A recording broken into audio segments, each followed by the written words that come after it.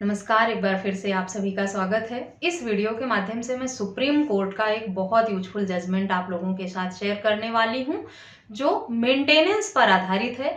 6 नवंबर 2023 का अभी हाल का ही आया हुआ जजमेंट है, जिसमें पत्नी को जो मेंटेनेंस का आदेश हुआ था, उसे हाई कोर्ट ने कम कर दिया था पति के अपील में जाने के बाद, जिस पर हाई कोर्ट को सुप्रीम कोर्ट द्वारा फटकार लगाई गई, उसे निर्देश भी दिया गया और रजनीश वर्सेस नेहा जजमेंट का हवाला देते हुए हाई कोर्ट के फैसले को रद्द करके वापस पत्नी को मेंटेनेंस देने का आदेश कर दिया, जितना लोअर कोर्ट से हुआ था सेम अमाउंट। जबकि पत्नी पहले से ही मोटा अमाउंट लेकर एलिमनी के रूप में पति के साथ सेटलमेंट कर चुकी थी और उसका डाइवोर्स हो गया था। लोगों के मन में अक्सर ये सवाल रहता है कि पत्नी का तलाक हो गया है, उसने एलिमनी के रूप में हमसे पैसा ले लिया है, तो अब मुझे मेंटेनेंस नहीं देना पड़ेगा या दोबारा वो मेंटेनेंस मुझसे नहीं मांग सकती है। अगर बच्चा है तो मुझे उसको भी मेंटेनेंस नहीं देना पड़ेगा। अगर आपके दिमाग में भी इसी सब तरह के सवाल हैं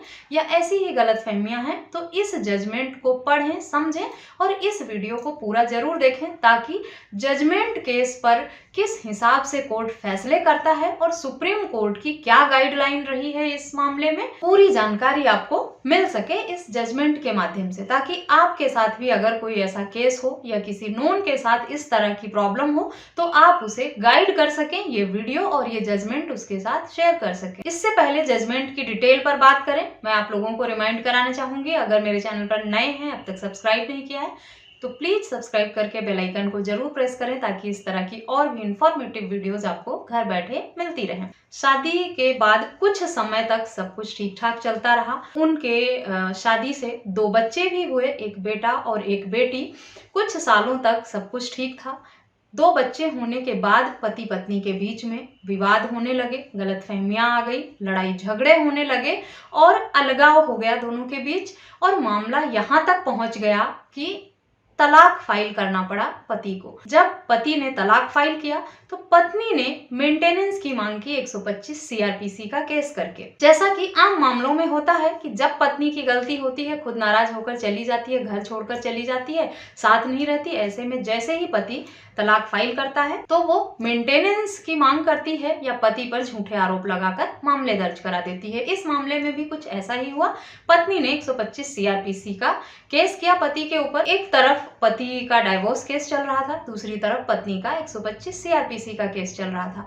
पति ने जो डाइवोर्स फाइल किया था उसमें कोर्ट का फैसला भी आ गया। पत्नी को पति ने मोटा अमाउंट दिया एलिमनी के रूप में और उसे डाइवोर्स मिल गया। पत्नी का 125 सीआरपीसी का मामला तब तक पेंडिंग ही था। उसके बाद कुछ समय बाद पत्नी ने जो 125 सीआरपीसी में केस किया था उस पर फैसला आया कोर्ट का, जिसमें पत्नी ने एलिमनी के रूप में पहले से ही पति से मोटा अमाउंट लिया था, इसीलिए पत्नी को मेंटेनेंस ना देने का आदेश किया। लेकिन जो उसका एक बच्चा था, बच्चे के लिए कोर्ट से 20,000 रुपए प्रति माह मेंटेनेंस का आदेश कोर्ट द्वारा कर दिया गया। वर्तमान हालात में पति पत्नी के बीच में समझौता इस तरह हुआ था कि बेटी जो है वो अपनी माँ के साथ रह रही थी और बेटा जो है वो पिता के साथ रह रहा था। इस समय बेटी के भरण पोषण के लिए माँ को 20,000 रुपए प्रति माह का आदेश फैमिली कोर्ट द्वारा दिया गया, जिस पर पति ने आपत्ति जताई और फैसले को हाई कोर्ट में चैलेंज किया। पति का ये दावा था कि जब कुछ समय पहले उसके हालात अच्छे थे, उसका बिजनेस अच्छा चल रहा था, उसका काम अच्छा चल रहा था, तो उसने पत्नी को एलिमनी देकर सेटलमेंट कर लिया था। वर्तमान में उसकी फाइनेंशियल हालत ठीक नहीं है, उसे बहुत फाइनेंशियल लॉस हुआ है अपने बिजनेस में। वो इतना मेंटेनेंस अफोर्ड नहीं कर सकता, क्योंकि अभी वो इस हालत में नहीं है कि वो इतना पर मंथ पे कर सके। उस पर पहले से ही बहुत जिम्मेदारियां हैं और इतना अमाउंट उस पर बहुत ज्यादा लोड डालता है। इस बात को ध्यान में रखते हुए हाई कोर्ट ने 20,000 से कम करके 7,500 रुपए मेंटेनेंस का आदेश प्रति माह कर दिया। पत्नी इस आदेश से असहमत हुई और उसने मामले को सुप्रीम कोर्ट में चैलेंज किया। मामला जब सुप्रीम कोर्ट गया तो सुप्रीम कोर्ट ने सारे तथ्यों को देखते हुए, सारे तर्क को देखते हुए हाई कोर्ट के फैसले को बदल दिया और वापस 20,000 रुपए प्रति माह का जो मेंटेनेंस था फैमिली कोर्ट का, उसे बरकरार रखने का आदेश दिया। और इस मामले में ये कहा कि यहाँ पर हाई कोर्ट ने जो रजनीश वर्सेस नेहा में साफ साफ गाइडलाइन सुप्रीम कोर्ट ने दी है कि जब पति और पत्नी दोनों अपनी इनकम एफिडेविट फाइल कर देते हैं तो दोनों के इनकम एफिडेविट को देखते हुए कोर्ट द्वारा फैसला सुनाया जाता है। इस केस में भी पति पत्नी दोनों ने अपनी इनकम एफिडेविट दी थी। पत्नी ने इनकम एफिडेविट दिया था उस पर कोई आपत्ति नहीं जताई थी और उसके इनकम को देखते हुए ही लोअर कोर्ट से इस तरह का आदेश 20,000 पर मंथ का हुआ था और इसलिए उस फैसले को बदलना उचित नहीं था। हाई कोर्ट ने यहाँ पर जो गाइडलाइन सुप्रीम कोर्ट की है रजनीश वर्सेस नेहा की, उसको इग्नोर करके इस तरह का आदेश दिया है, ऐसा इस मामले में सुप्रीम कोर्ट का कहना था। क्योंकि रजनीश वर्सेस नेहा केस के फैसले के बाद ये साफ हो गया है कि चाहे पत्नी मेंटेनेंस की मांग करे या पति मेंटेनेंस ना देने की वजह बताए, दोनों को अपनी अपनी तरफ से इनकम की एफिडेविट फाइल करनी होती है। और पत्नी जब पति की बढ़ा चढ़ाकर इनकम बताती है या गलत उसकी इनकम बताती है तो पति उसका विरोध करता है। वो बताता है कि इसमें जो भी जानकारी दी गई है वो गलत है, सही नहीं है, करेक्ट इन्फॉर्मेशन जो है वो ये है। लेकिन अगर पति ने एक्सेप्ट कर लिया है पत्नी द्वारा फाइल इनकम एफिडेविट को, उसने ये बताया है कि पत्नी ने अपने आप को कह दिया है कि वो नहीं कमाती है, उसकी कोई इनकम नहीं है, जीरो इनकम है, और पति ने उसका विरोध नहीं किया है। साथ ही पत्नी ने पति के कमाई का जो भी कोर्ट में सबूत दिया है, जो भी बताई है, जानकारी साझा किया है, अगर उसका विरोध भी पति नहीं करता है, इसका मतलब उसने एक्सेप्ट किया है कि उसकी कमाई जो पति ने बताया है, उसकी इनकम जो है वो करेक्ट है, क्योंकि पति द्वारा उसके खिलाफ, उस जानकारी के खिलाफ कोई एप्लीकेशन नहीं लगाई गई, कोई विरोध नहीं किया गया, कुछ गलत नहीं कहा गया। तो उसी बात को ध्यान में रखते हुए कोर्ट फैसला सुनाता है। और जब इनकम एफिडेविट फाइल करने के बाद इस तरह के आदेश आ गए हैं, उसके बाद हाई कोर्ट को इस तरह से इग्नोर नहीं करना चाहिए।